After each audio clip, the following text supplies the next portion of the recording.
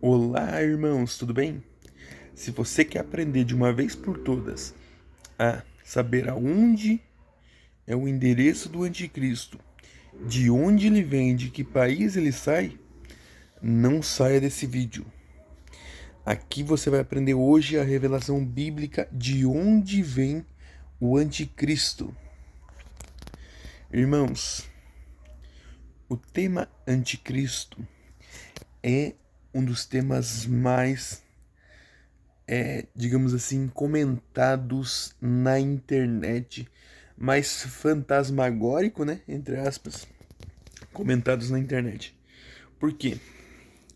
A cada morte de papa e levantamento de outro papa, muitos teólogos, né?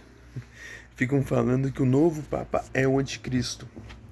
A cada eleição nos Estados Unidos da América, quem ganha como o presidente dos Estados Unidos também é tido como um candidato anticristo. Até Emmanuel Macron, presidente da França, foi tido como um candidato anticristo nos últimos tempos.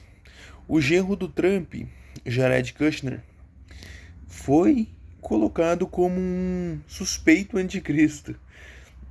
Suspeito anticristo, isso mesmo. Eu lembro quando o Barack Obama estava no poder, muitos falavam: ele é o anticristo, ele é o cara que vai usurpar o poder para ele e vai governar o mundo e vai acabar com todas as nações que não colocarem a marca da besta. Há tempos atrás se falava em Osama Bin Laden, né? Também colocavam como um anticristo, sendo que não era. Não era. Mas a Bíblia dá um caminho, dá uma orientação exata de onde vem o anticristo.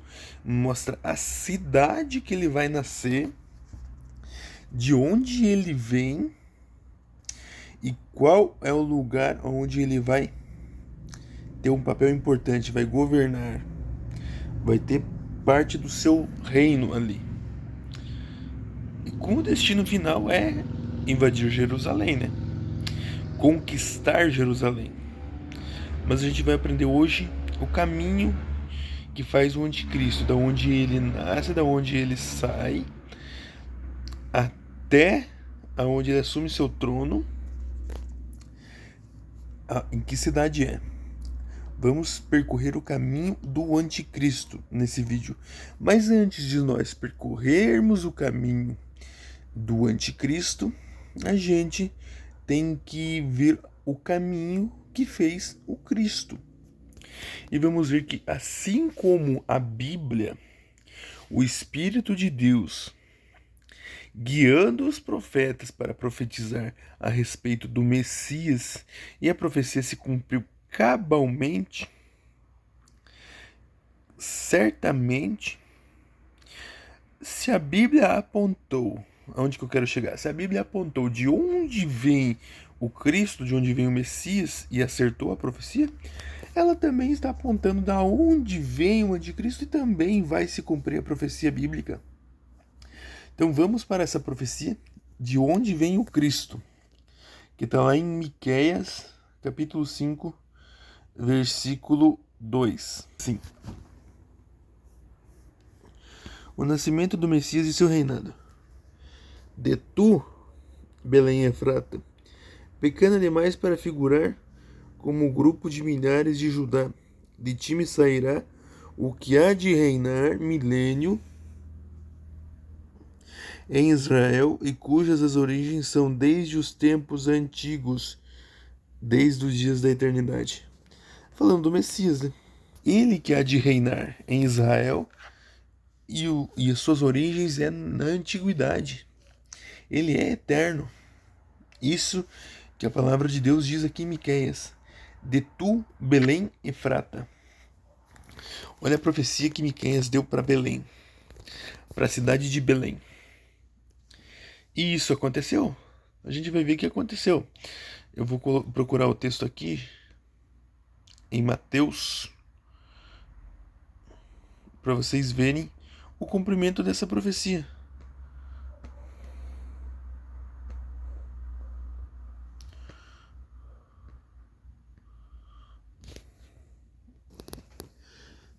Mateus capítulo 2. Tendo Jesus nascido aonde? Em Belém da Judéia, nos dias do rei Herodes. E aí vai contar sobre os magos, né, que vieram visitar Jesus. Mas aonde que Jesus nasceu? Em Belém. Aqui, ó. Belém.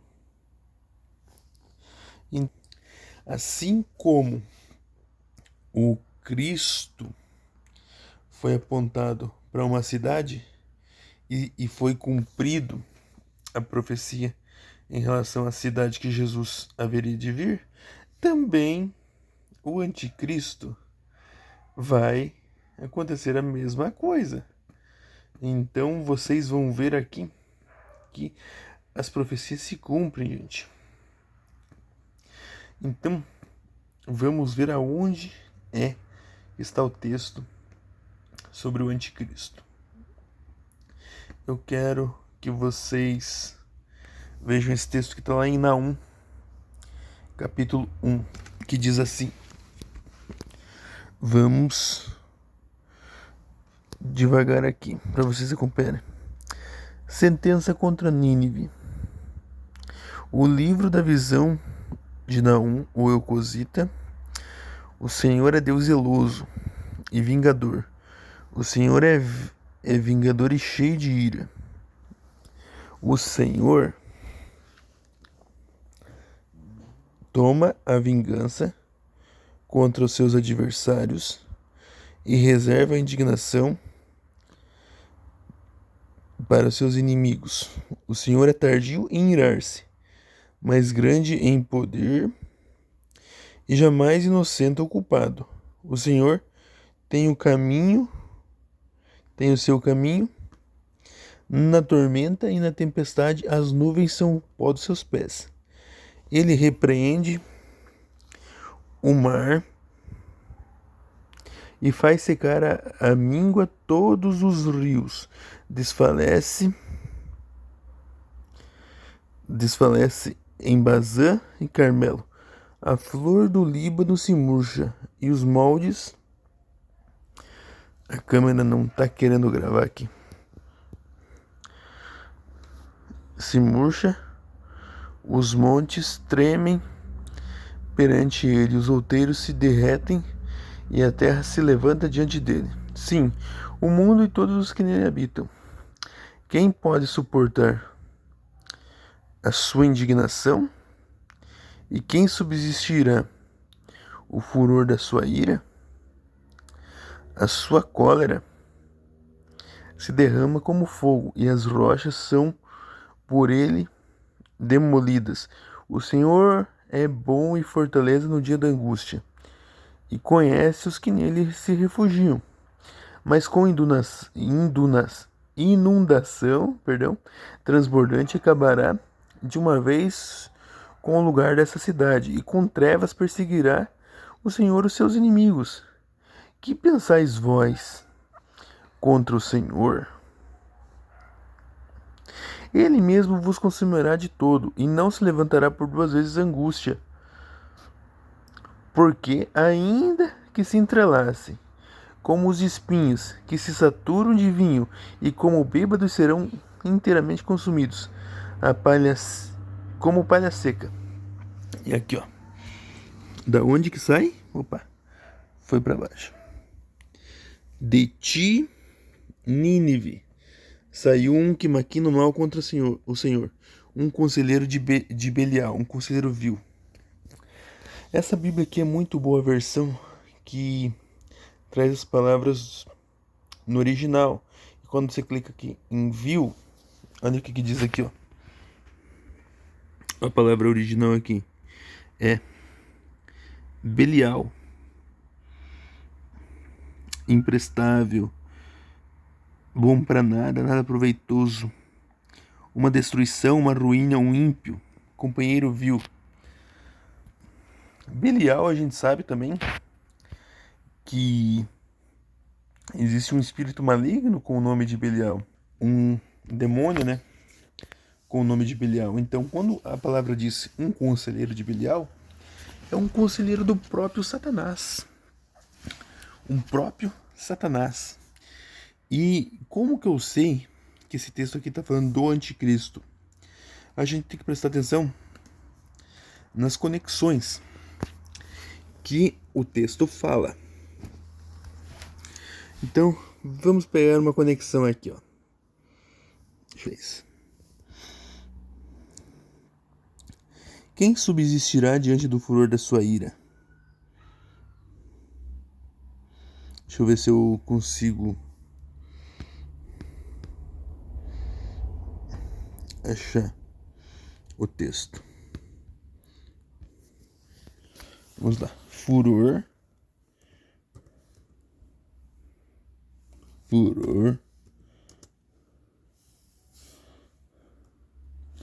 Digitar furor.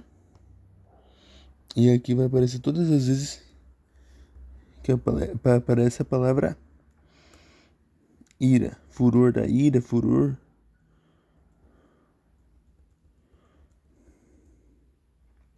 Esse texto aqui, além daqui de Naum,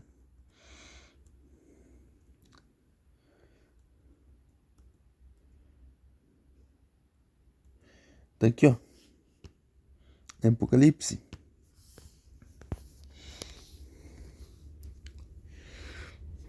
E a grande cidade se dividiu em 3 partes, e caíram as cidades das nações. Lembrou-se Deus da grande Babilônia, para dar-lhe o cálice, e do vinho do furor da sua ira. Pois todas as nações têm bebido do furor da sua ira. Ou seja, quando o texto fala do furor da ira de Deus, está falando do derramar de sua ira sobre as nações inimigas, sobre o tempo do fim, sobre o reino da besta. E também, deixa eu ver se temos outra conexão aqui.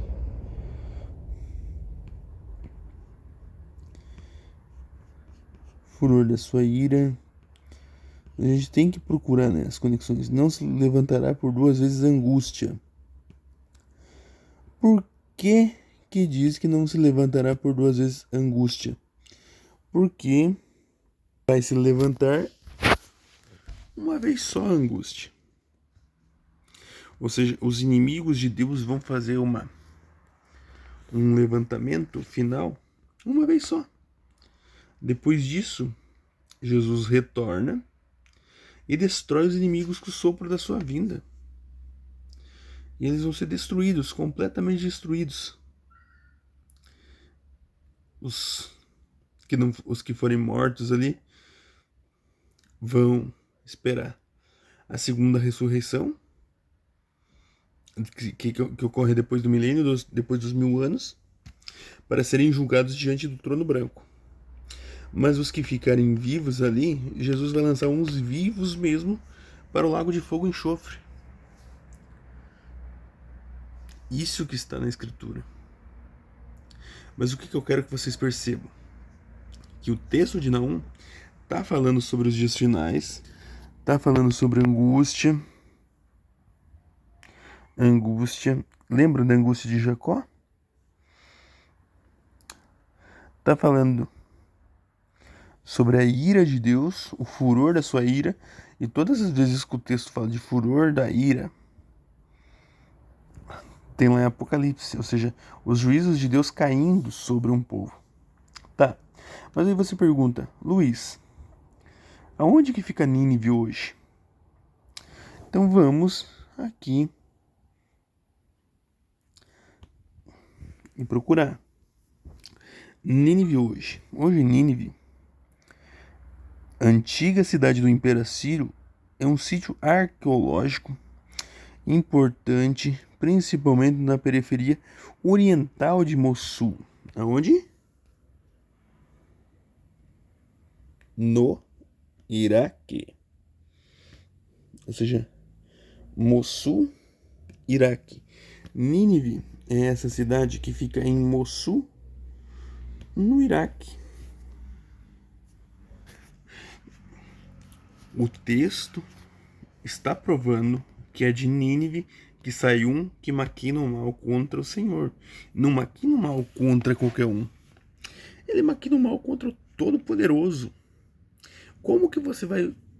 Com que audácia um homem vai maquinar o mal contra o Todo-Poderoso? Existem muitos homens ímpios hoje na face da terra. Ateus, pessoas que não creem em Deus, que não creem na justiça divina. São ateus.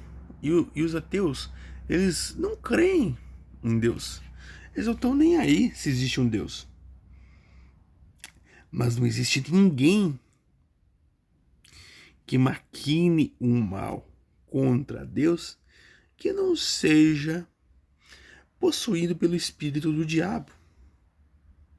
Só quem está possuído pelo diabo consegue maquinar o mal contra Deus. E hoje em dia não consegue nem maquinar o mal contra Deus. Por quê? Porque maquina o mal só contra a sua igreja. Em menor proporção. Porque existe perseguição hoje em dia na terra? Existe. Mas não como haverá nos tempos finais, na última semana de Daniel. Nos últimos 7 anos da terra. Ali, sim. E esse maquinar o mal também não é um maquinar o mal diretamente contra o Altíssimo, mas é contra o povo do Altíssimo. Se você maquina o mal contra o povo de Deus, você está maquinando o mal contra Deus. Porque ele não vai conseguir tocar diretamente em Deus, mas ele vai perseguir sua igreja. Por isso é que maquina o mal contra o Senhor. O que o texto de Daniel fala? Que ele vai se assentar no templo de Deus, se opor contra tudo que se chama Deus e for objeto de culto. Vai interromper o sacrifício contínuo. Sacrifício contínuo hoje em dia é de animal? Não. Claro, podemos ter um terceiro templo em Israel e ter sacrifício de animais para essa profecia se cumprir? Pode. Eu não vejo necessariamente que isso vai acontecer, mas pode. Deixa eu achar o texto aqui. Eu quero achar o texto para colocar para vocês. Porque eu gosto de falar do texto e mostrar o texto.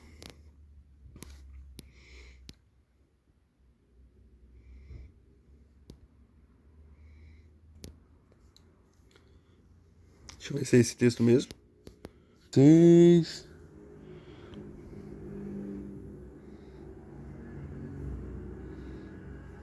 A profecia das 70 semanas.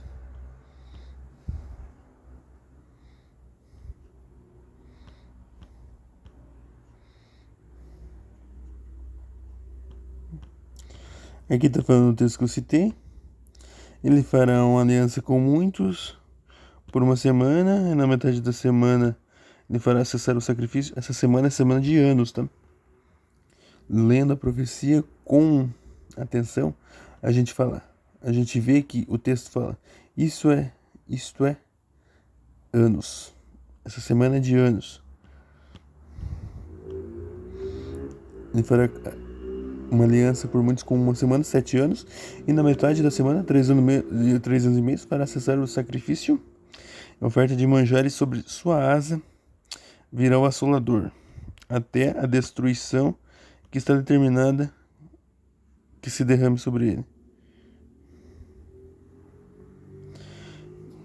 Não era isso que eu queria, mas eu vou procurar aqui, ó. Vou procurar aqui, a gente já vai achar.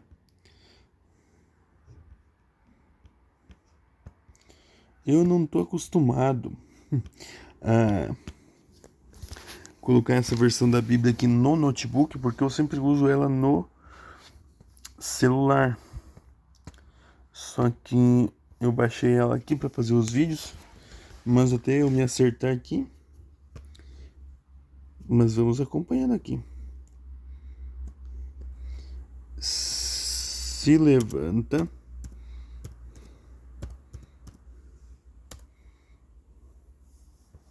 contra tudo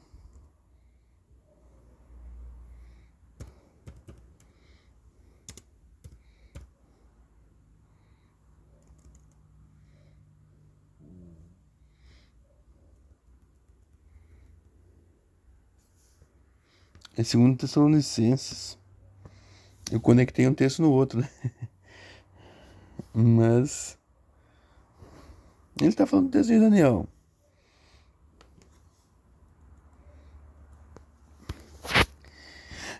Claramente ele está falando do texto de Daniel.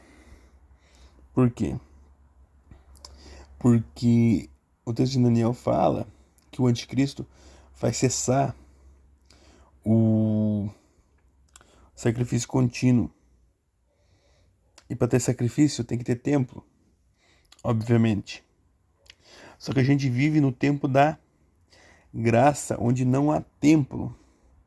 A gente não precisa se sacrificar num templo para ter o perdão de Deus, porque o sacrifício de Jesus é perfeito. Claro, pode ser que os judeus tenham um templo e tenham um sacrifício, porque os judeus não creem em Jesus como Messias. Possa ser. Lógico que pode.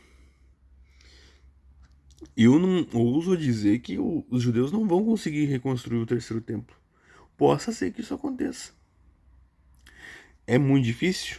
Hoje em dia é muito difícil. Porque ali em Israel, o monte do templo está tomado pelos islâmicos. Por esse povo que sempre foi opositor do povo judeu. E é por isso que o anticristo sai do povo islâmico. Sai de Nínive, sai do Iraque. Por quê? Porque Nínive, o Iraque, esses povos ali, antiga Síria, antiga Babilônia, sempre foram inimigos de Deus. Sempre foram inimigos do povo de Deus. Por quê? Porque eles são a descendência de Ismael. Quando Abraão desobedeceu a voz de Deus, não esperou a promessa, porque Deus falou o que para Abraão? Você vai ter um filho. E ele, por achar demorado a promessa e ver que ele e Sara estavam idosos, Sara deu a maldita ideia de ele ir lá e ter um filho com a escrava. Porque isso era muito comum na antiguidade, né? Quando casais não conseguiam ter filhos e o homem tinha servos e servas, escravos e escravas, ele pegava, se deitava com a escrava e gerava um filho, né? E esse filho era tomado da escrava e era considerado filho do casal. Isso era muito comum na antiguidade. Só que Deus prometeu a Abraão que daria um filho de Sara, mesmo Sara sendo estéril e velha, idosa, e Abraão sendo idoso. Ou seja, Abraão, ele, por causa de Sara, ele duvidou um pouco da promessa de Deus. Mesmo sendo o pai da fé. Talvez o homem que mais teve fé nessa terra. Ele duvidou. E por essa desobediência de Abraão, Ismael nasceu. E Ismael sempre teve inveja de Isaac. Sempre teve inveja de Isaac. E os ismaelitas sempre tiveram inveja dos descendentes de Isaac, que é Jacó e seus filhos.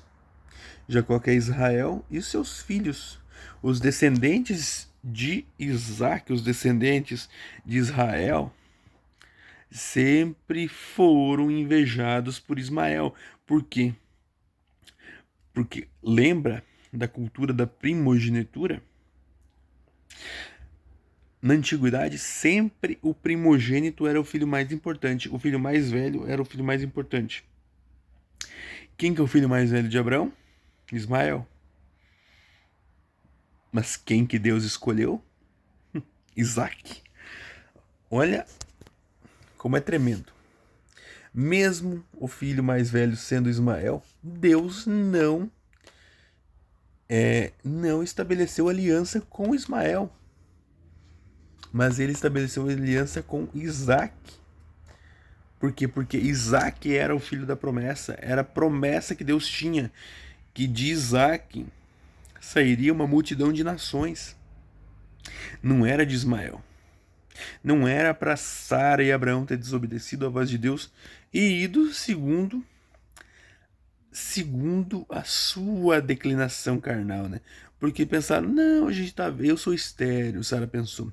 Abraão é velho, eu sou velho. Mesmo se eu não fosse estéril, nessa idade, será que a gente conseguiria gerar um filho? Não, é muito difícil. Vamos ajudar Deus. Vamos ajudar o Senhor. Olha que pensamento tolo, né? Vamos ajudar ao Senhor. E ela fez Abraão deitar com a escrava. E fez Abraão ter um filho com a escrava. Por isso essa inimizade, gente. Os ismaelitas não aceitam de modo algum essa paternidade de Abraão com Isaac. Até os dias de hoje, por isso essa guerra no Oriente Médio. Vocês acham que essa guerra é por acaso? Não, porque Ismael é o primogênito, mas Deus não tem nada com Ismael, Deus tem com Isaac e sua descendência. Por que Deus tem com Isaac e sua descendência? Porque é de Abraão, é de Isaac, é de Israel que veria o Salvador da humanidade. Jesus não veio do povo islâmico, Jesus não é palestino, Jesus não é muçulmano, não é árabe, Jesus é de Belém, do povo de Israel. O Messias é israelita. E a humanidade, principalmente os filhos de Ismael, odeiam isso. Por isso que eles perseguem até hoje. Então, por isso que eu conectei um texto com o outro. E quando se fala que ele se levanta contra tudo. Aqui, ó. Irmãos, no que diz respeito à vinda de nosso Senhor Jesus Cristo e nossa reunião com Ele, a reunião com Ele é o que? Arrebatamento. Nós vos exortamos que não vos demovais da vossa mente com facilidade, nem vos perturbeis, quer por espírito, quer por palavra, quer por epístola, que se procede de nós como supondo, tendo chegado o dia do Senhor. Ou seja, fique pensando que já chegou o dia do Senhor. Não fique pensando que Jesus vai voltar a qualquer momento. Por que não? Porque não é isso que a Bíblia está dizendo. O apóstolo Paulo fala aqui, ó. Vocês não se mover, nem se perturbar por espírito, por palavra, como se o dia de Jesus tivesse chegado. Como se a volta de Jesus tivesse chegado. Porque não vai ser assim, ó. Ninguém de modo nenhum.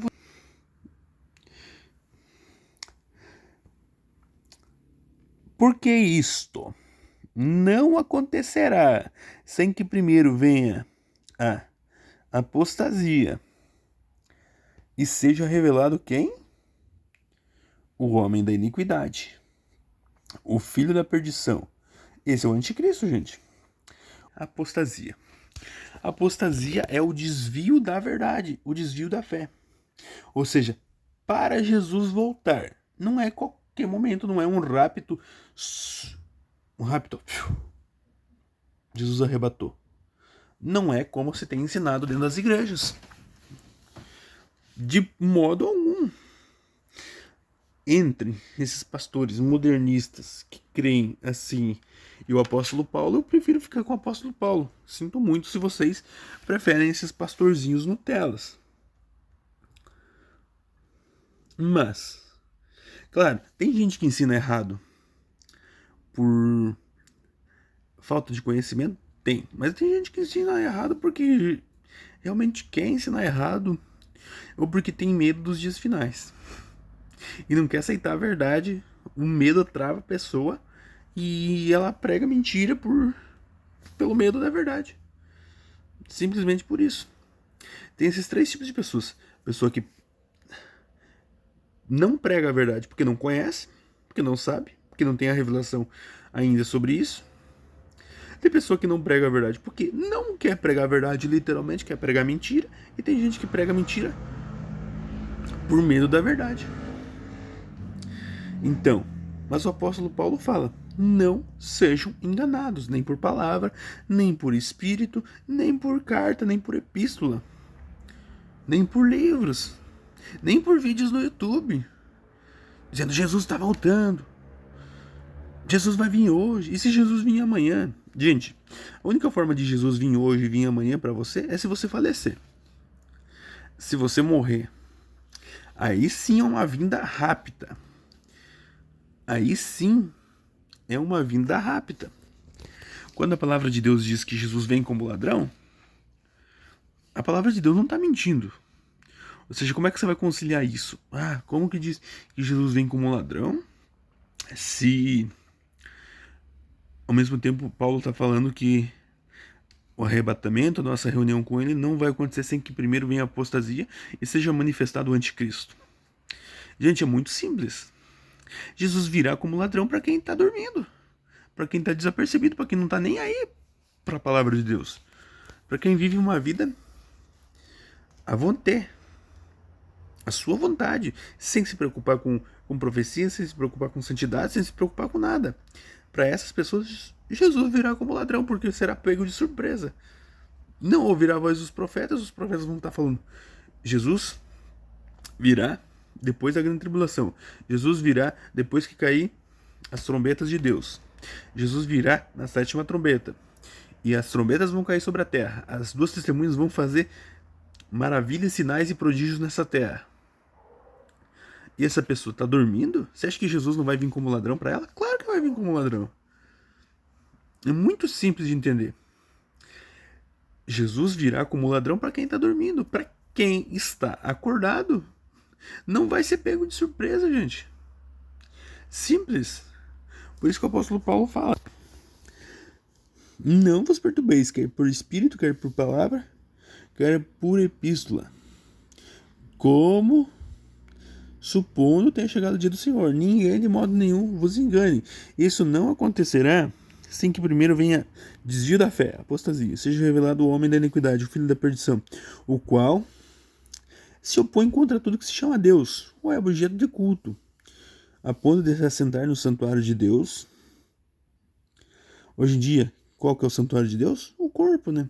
Nosso corpo é templo do Espírito Santo. Reafirmando, pode ter um terceiro templo em que ele se assente? Pode. Porque a profecia, tem profecias na Bíblia que são cíclicas. Elas se cumprem não só de uma forma, mas se cumprem às vezes 2 ou até 3 vezes. Então possa ser que essa profecia tenha cumprimento duplo, o templo de Deus sendo o corpo, ou seja, o anticristo sendo revelado que o anticristo virá em corpo humano, mas também se assentar sobre um templo físico. Possa ser que isso aconteça. Eu não sei, mas possa ser. Ou seja, ostentando-se como se fosse o próprio Deus. Não vos recordais do que eu ainda convosco costumava dizer sobre essas coisas? E agora sabeis o que o detém, para que ele seja revelado somente em ocasião própria. Gente, o que detém o anticristo? Muita gente fala que o que detém o anticristo é o Espírito de Deus, mas não é. O que detém? O que detém? O que Paulo estava falando aqui, ó? O que detém é a verdade. Quando entrar a apostasia, é porque chegou o tempo.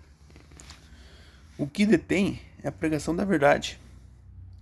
Quando as pessoas começarem a se rebelar contra a verdade e ir pela mentira, isso vai acontecer.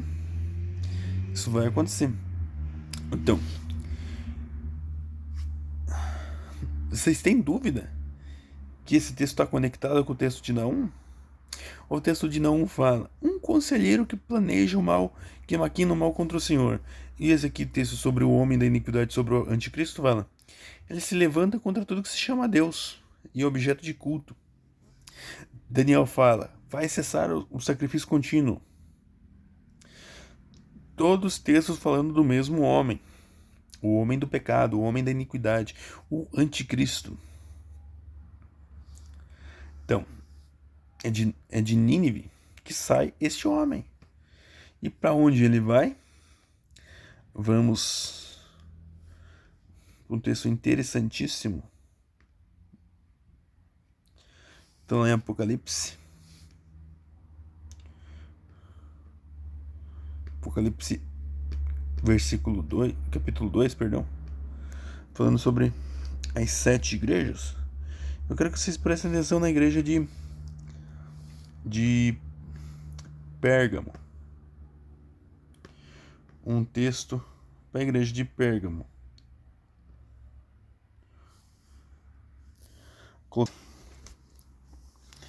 Carta à igreja em Pérgamo. Ao anjo em Pérgamo escreve essas coisas. Diz aquele que tem a espada afiada de 2 gumes. Conheço o lugar que habitas, onde está o quê? Trono de Satanás. Eu deixei até sublinhado para vocês. E conservas o meu nome, não negaste a minha fé, ainda nos dias de Antipas, minha fiel testemunha, o qual foi morto entre vós, onde Satanás habita. Onde Satanás habita, onde está o trono dele? Em Pérgamo. Onde que é Pérgamo hoje em dia? Pérgamo, também conhecida como Bérgamo, é uma cidade-distrito na província de Esmirna, na região do Egeu, da Turquia. Opa!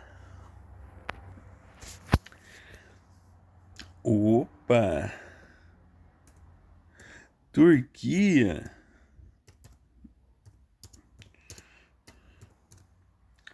Iraque contra Israel. Ou seja, o anticristo sai de Mossul, Nínive, no Iraque.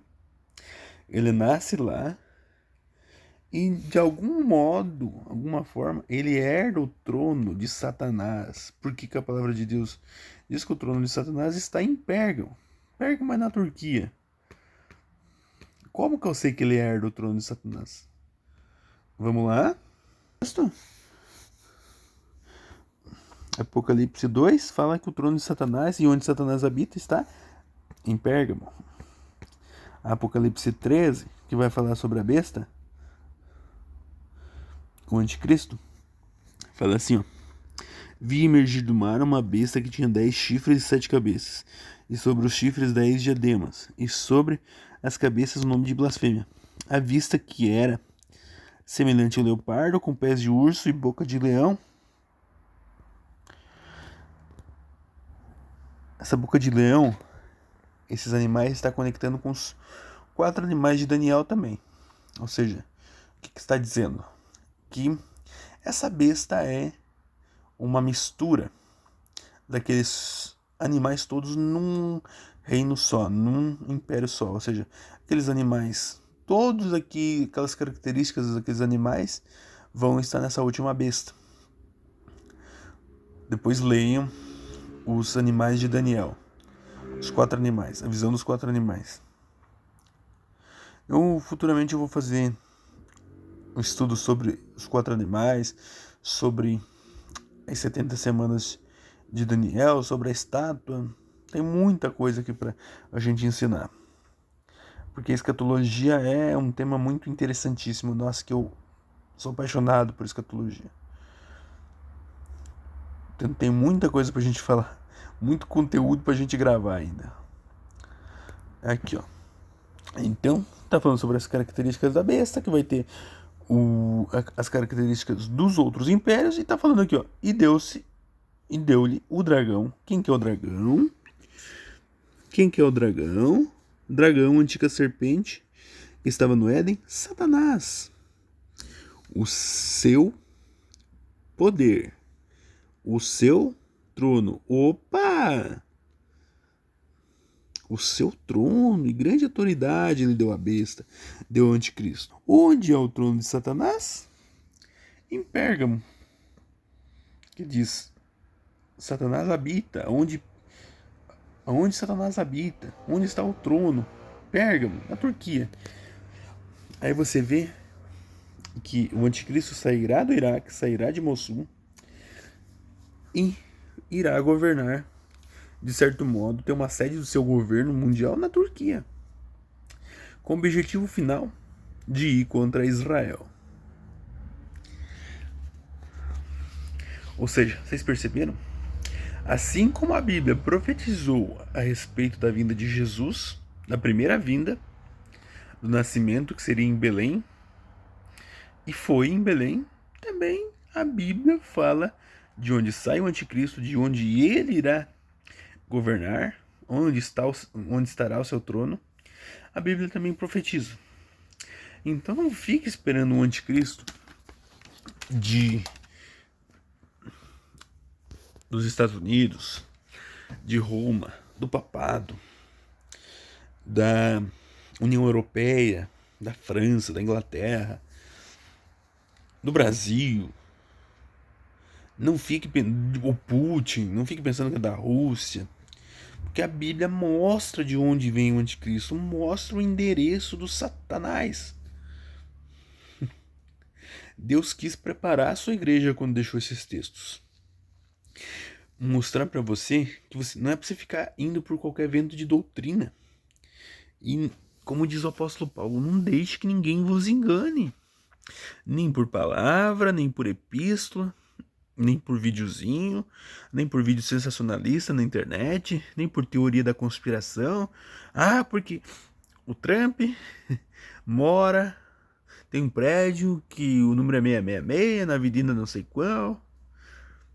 Ah, porque somando o número desse cara aqui, o nome dele dá 666. Porque tem a profecia da besta que dá 666.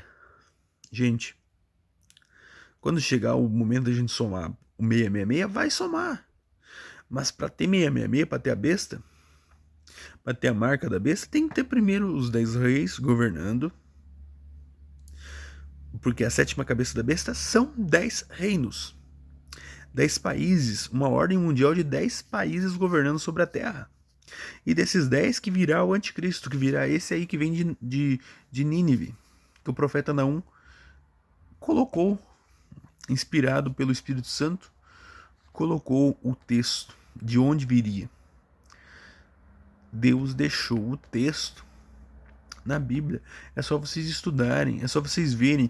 Quando tiver se configurando essas coisas, se levantando 10 reis para governar o mundo, uma ordem de 10 países governando o mundo.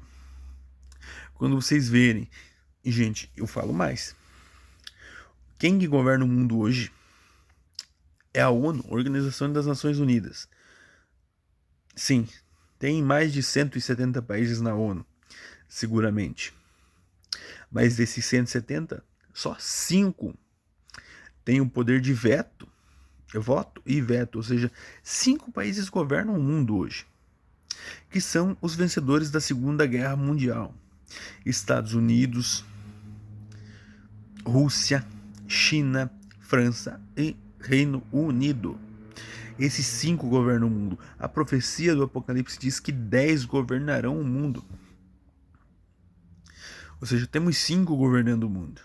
Mas o anticristo vem de 10 chifres. Dos 10, se levando o chifre pequeno, que é o anticristo. Ou seja, o anticristo virá quando houver esse governo de 10 mandando sobre o mundo. Hoje em dia, a ONU tem 5 que governam o mundo, que são as suas 5 potências: China, Rússia, Estados Unidos, Reino Unido e França. 3 potências maiores: Estados Unidos, Rússia e China, as maiores economias do planeta. Reino Unido também tem muito dinheiro, e a França também. 5 governam, mas precisa 5. entrarem para formar os 10 reis. E esses 5 vão entrarem, vão entrar. Esses 5 vão entrar. No momento oportuno, no momento que for para se concretizar a profecia, os 5 vão entrar. E nessa conta pode adicionar os árabes aí, gente. Pode adicionar. Porque tem que ser adicionado. A Turquia tem que estar dentro, gente. Se o trono de Satanás está na Turquia, em Pérgamo, a Turquia tem que estar no meio do bolo. O Iraque, talvez. Porque o anticristo vem do Iraque. Mas a Turquia tem que estar no meio do bolo. Porque se vai ser a sede do governo, provavelmente vai estar no meio do bolo. Ou seja, vai haver uma nova configuração de nações que governarão o mundo. Algo tem que ocorrer. Uma crise muito grande, uma terceira guerra mundial, alguma coisa tem que ocorrer no planeta para mudar esse cenário da ONU. Porque a ONU está muito tranquilinha, apesar de vários países já demonstrar desinteresse nesse Conselho de Segurança da ONU, porque muitos países não estão satisfeitos com os mesmos 5 governando sempre, né? A ONU tem 15 cadeiras. 10 temporárias, que se eu não me engano troca de ano em ano ou a cada 2 anos, essas temporárias, e esses 5 nunca trocam, os 5 permanentes nunca trocam.